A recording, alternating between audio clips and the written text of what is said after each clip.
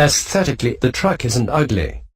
Get past its age and the Tundra is a fun-looking truck that appeals to youthful buyers who in my mind would be towing jet skis to the lake or hauling surfboards to the coast.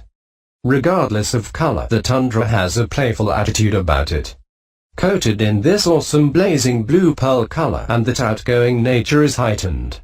And perhaps my favorite aspect about the Tundra is its roll-down rear window.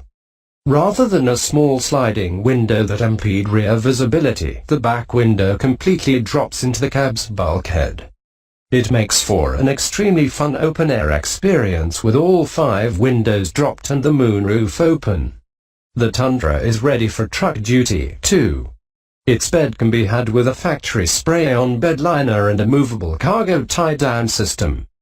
Fully kitted like my tester, the Tundra's 5.5-FOOT bed is plenty capable of hauling 1,630 pounds of whatever you want. Towing is just as easy thanks to the standard 2-inch receiver hitch and a wiring harness that accepts both 4 and 7-pin connectors. As it sits, my tester is rated to tow 8,800 pounds. Spec it correctly, and the single cab long bed Tundra can lug 10,500 pounds worth of trailer. The Tundra's exterior does have some downsides. First, the front tow hooks are located rather low under the bumper, making them hard to reach.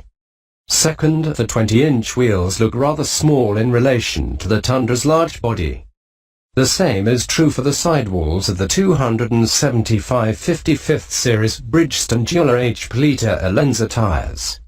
Third, the truck offers no assistance for getting into the cargo bed. Ford has its optional tailgate step and GM has its bumper steps. Granted, Ram and Nissan don't have integrated step options either. Though dealer optional folding steps can be had. Last but not least, the tailgate does not lock with the key fob or power doors.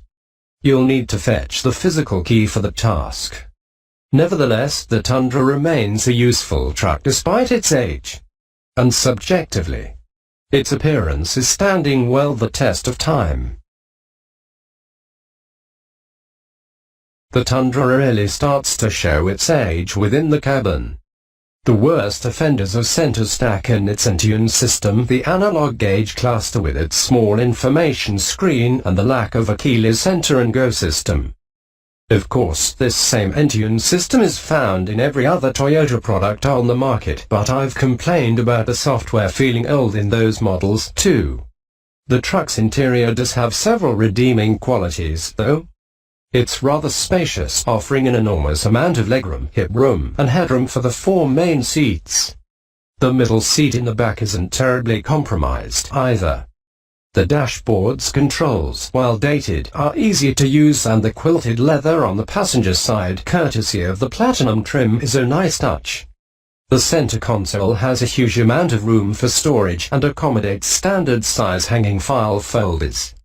The driver's seat even offers memory functions. Sure, every other truck in the segment can boast similar attributes, but these are positives nonetheless.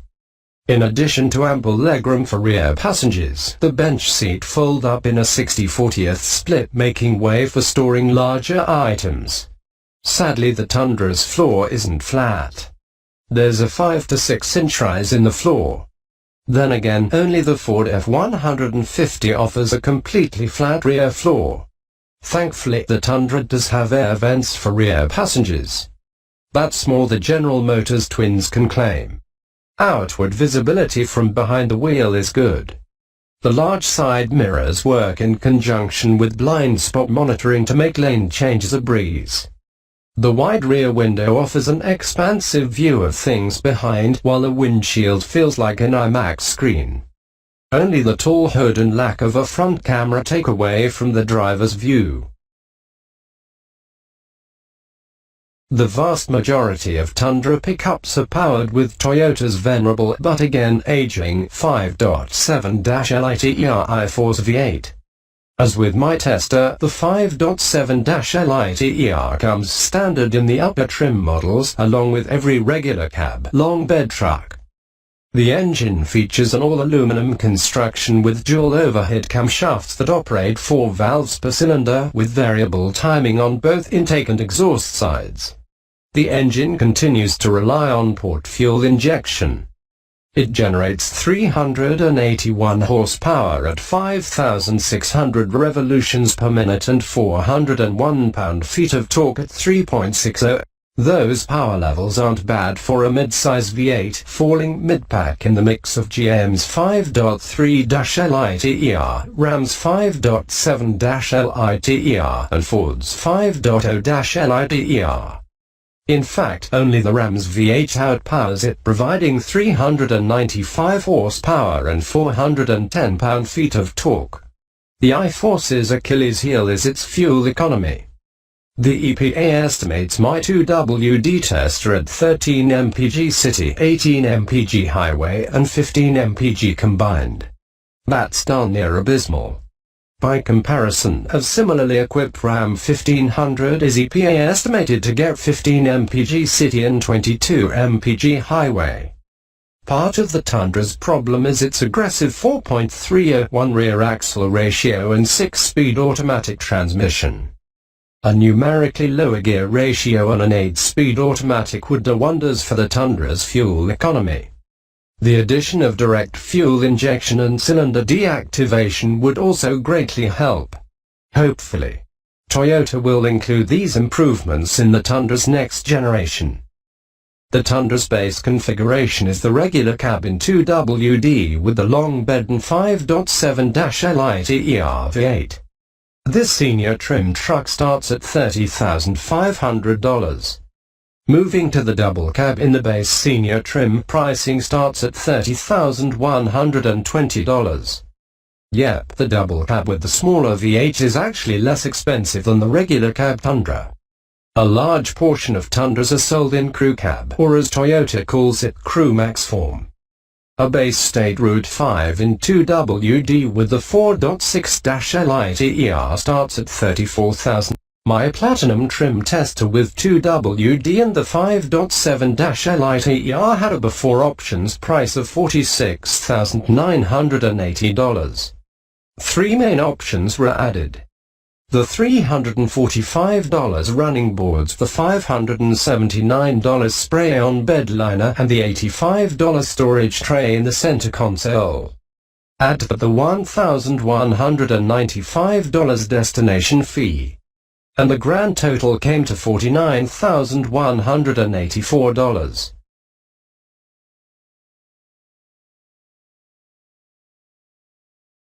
The venerable F-150 is certainly the elephant in an article dedicated to half-ton trucks. The current F-150 debuted for the 2015 model year, making headlines with its new aluminum body and all-new steel frame. A new 2.7-LITER EcoBoost V6 entered the scene too, making the 5.0-LITER V8 a somewhat obscure option. Of course, the F-150 comes in 3 cab sizes with 3 bed lengths. It offers 6 trim levels, excluding the Raptor variant. 2 of these trims, the Platinum and Limited, have Lincoln levels of luxury, surpassing every other truck by many accounts. So for a fair fight, perhaps it's more prudent to pick the Lariat to compete against the Tundra Platinum. Without question, the 5.0-LITER V8 is the most comparable engine to the Tundras. The Coyote kicks out 385 horsepower and 387 pound-feet of torque. For 2017, the 6-speed automatic remains the only transmission, though 2018 will bring the 10-speed automatic.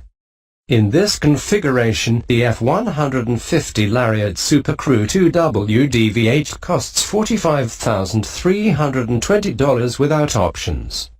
But like the Ram, the F-150 needs optional equipment in order to compete.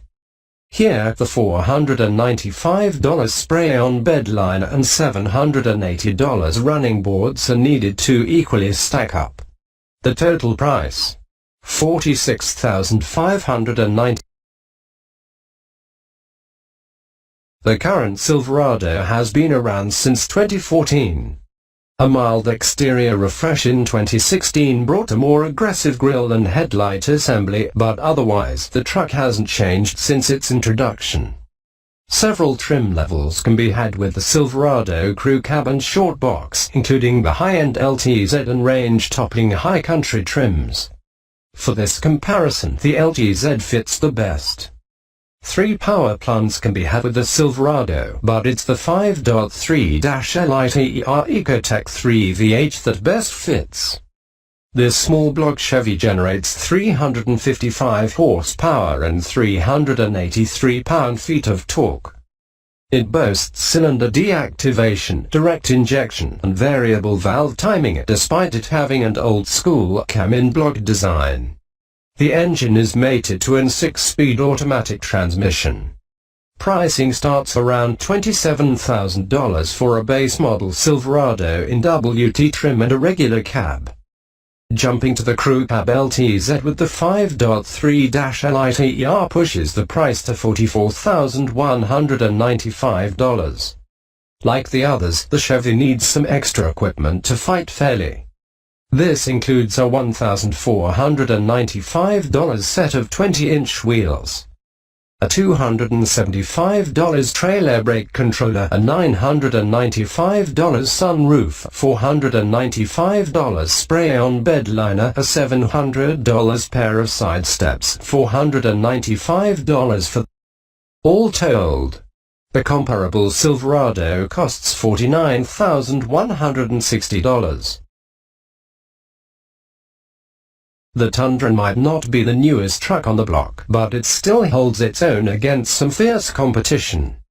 Toyota sells a respectable amount, too, moving 118,880 in 2015 and 115,489 in 2016 alone.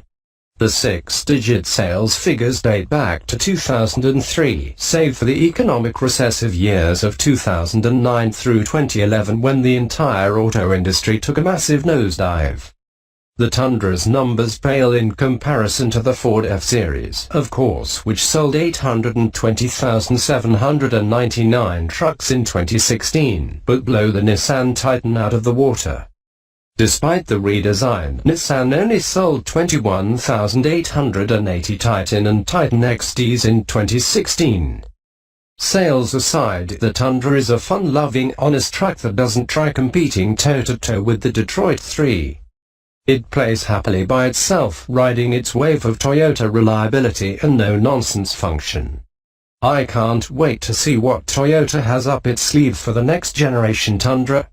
Hopefully, drivetrain advancements will improve fuel economy and a new interior will bring added technology and a modern appearance, while a new exterior brings attention to the entire Tundra package.